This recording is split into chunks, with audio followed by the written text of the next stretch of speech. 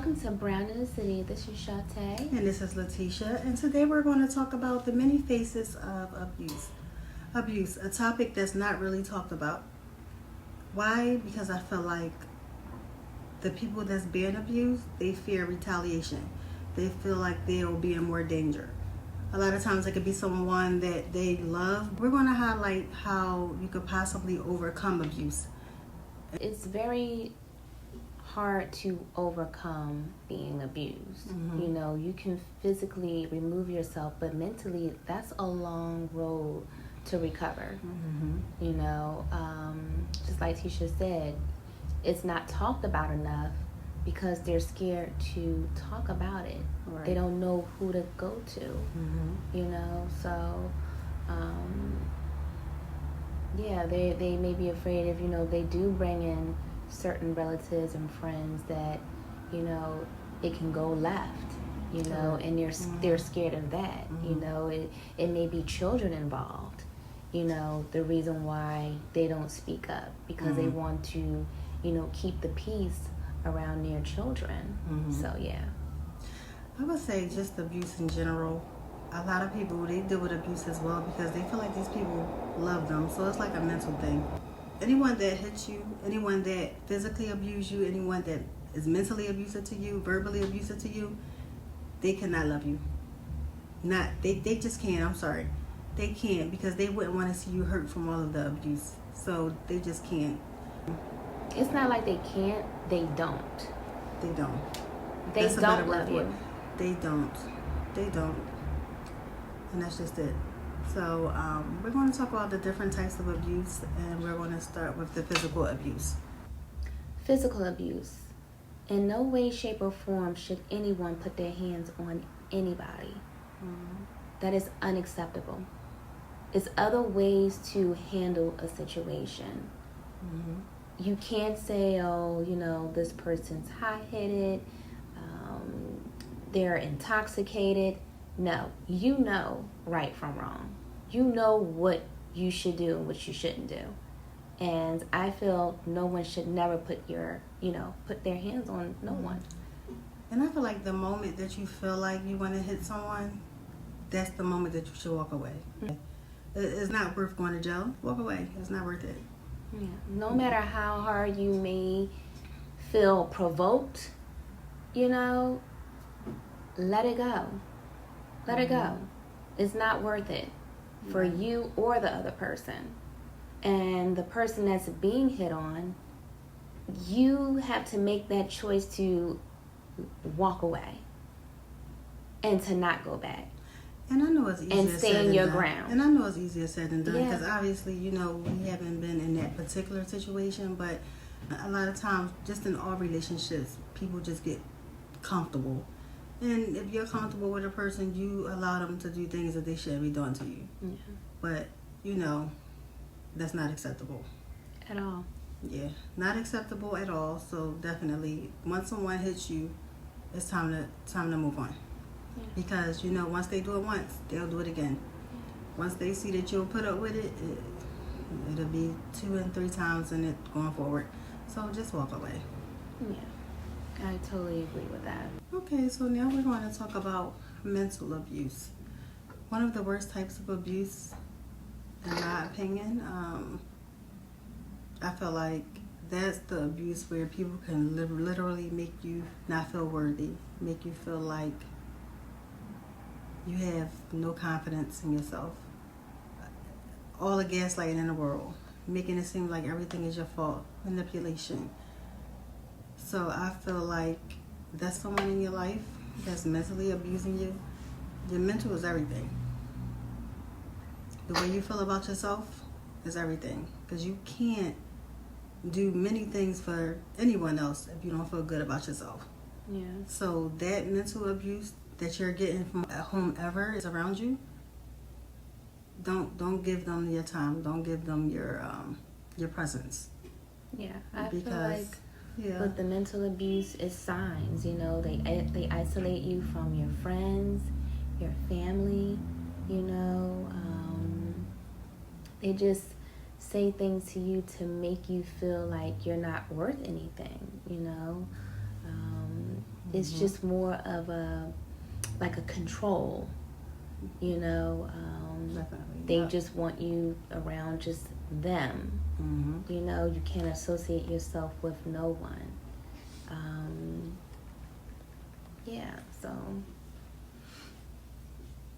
And I feel like it's just harmful because, I mean, sometimes just the mental abuse alone can make someone take their life.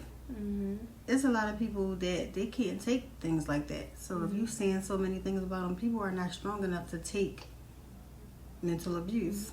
And not only taking their life, take the other person's life.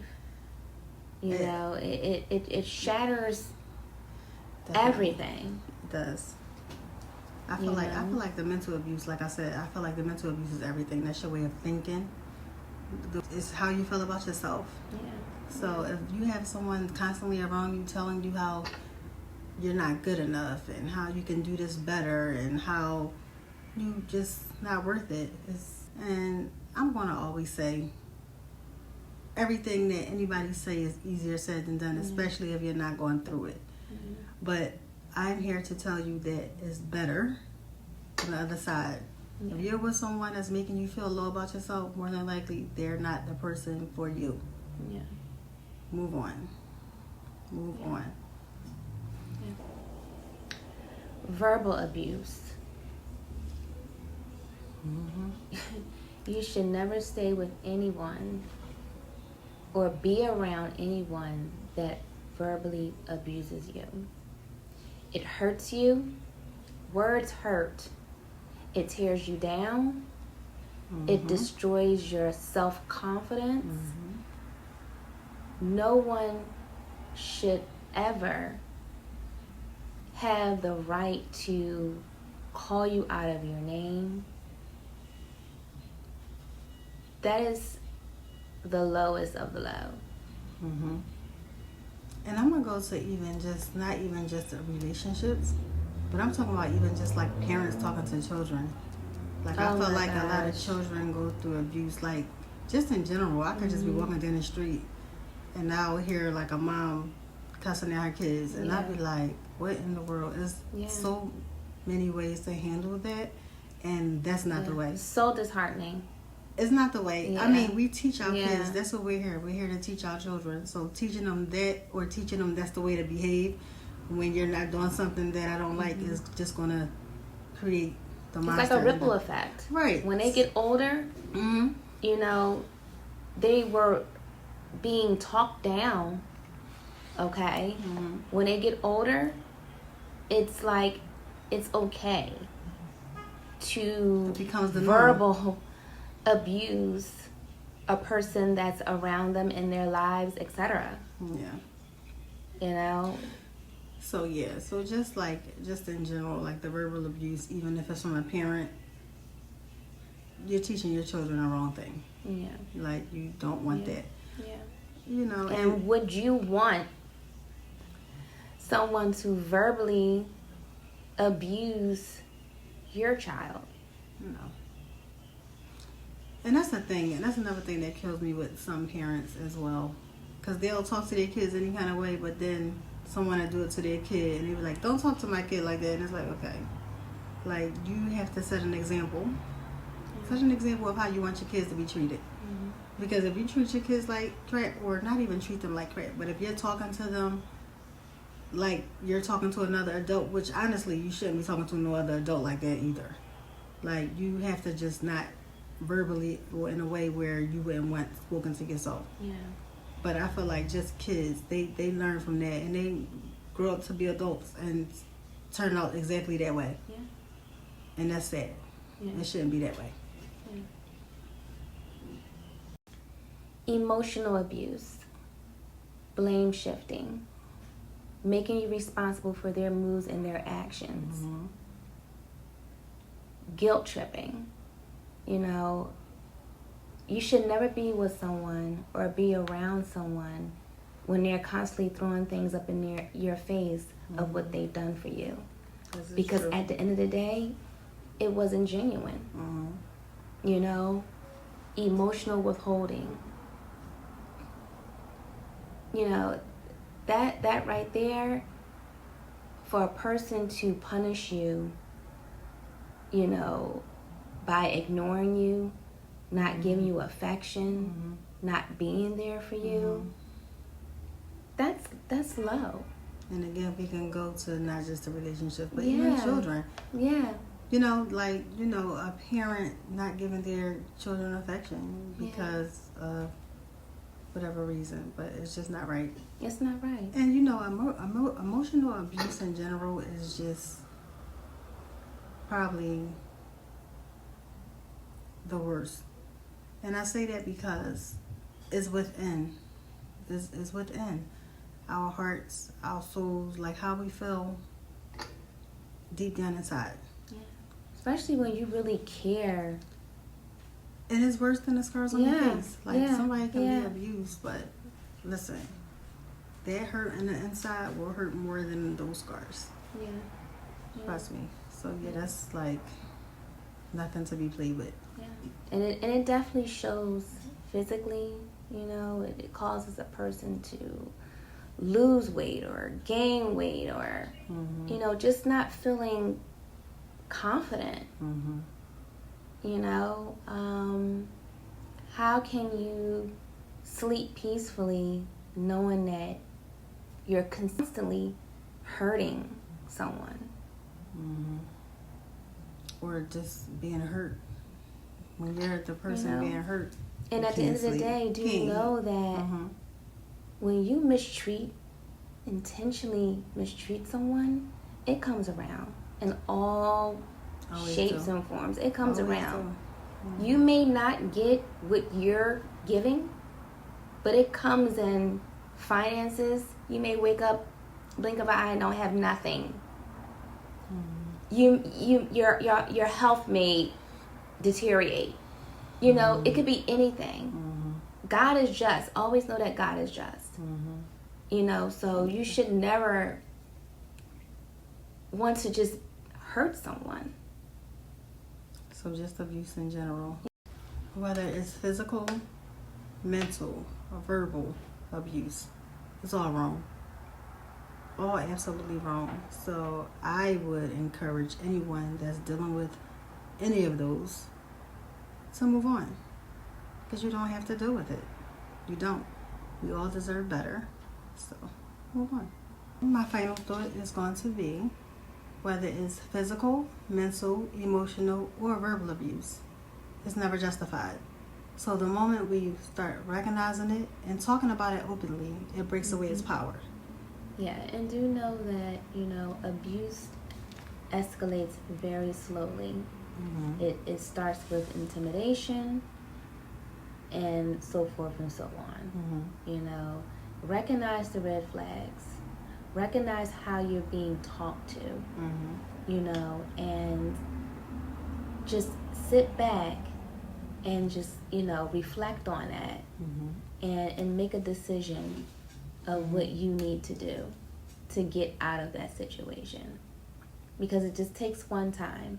And if you allow it that one time, it's going to continue to keep happening. That's true. And do know that it's resources out there that can help you.